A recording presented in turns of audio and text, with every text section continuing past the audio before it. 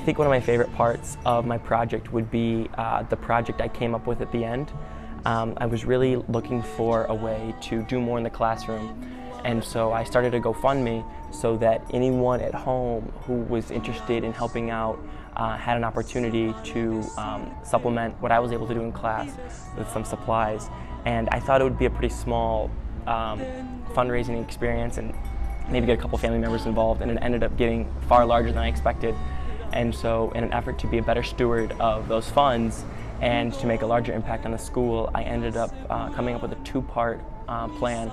The first part was a library of sorts, an English corner, and I was able to buy over 80 books. And I just kind of went at it with the motivation of what books did I read growing up, what books did I use to learn English, and then how can I help the students do that when I'm gone.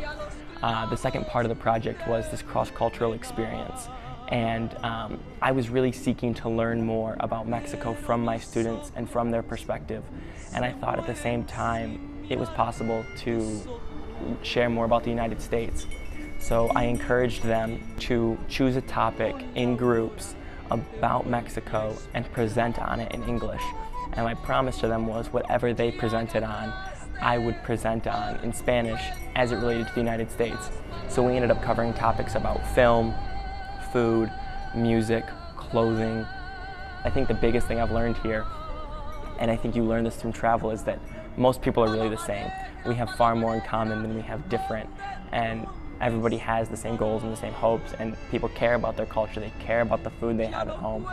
So I really think that it's important for volunteers to really get the most out of it. I mean, it'd be easy to come back, be tired, and not do anything, but I think then you lose a lot of the magic of being in a new place and a new group of people. People don't know your name, you don't know their language every time. I really tried to travel, so I went to Tulum, I went to Holbox, I went to Cozumel, Playa del Carmen, Bacalar, Uxmal, Izamal, Valladolid, Celestún, Progreso.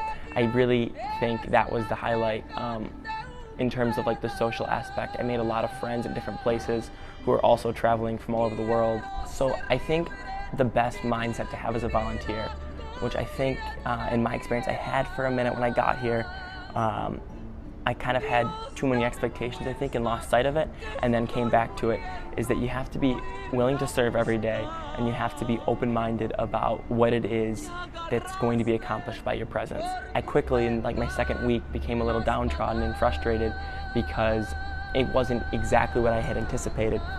And then I caught myself and I said, you know, I need to take a step back,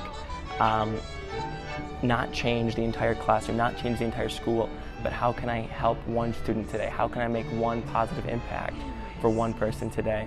Starting small and being willing to grow from there instead of being overly concerned with these grand impacts and these huge scale lasting impressions. That's not always feasible, and if it is, that's fantastic, but you have to start small. And so I think the best mindset to have is to be flexible, to be willing to serve, to always look for how you can make one positive difference and help one more person than you did yesterday, and then everything else will fall into place.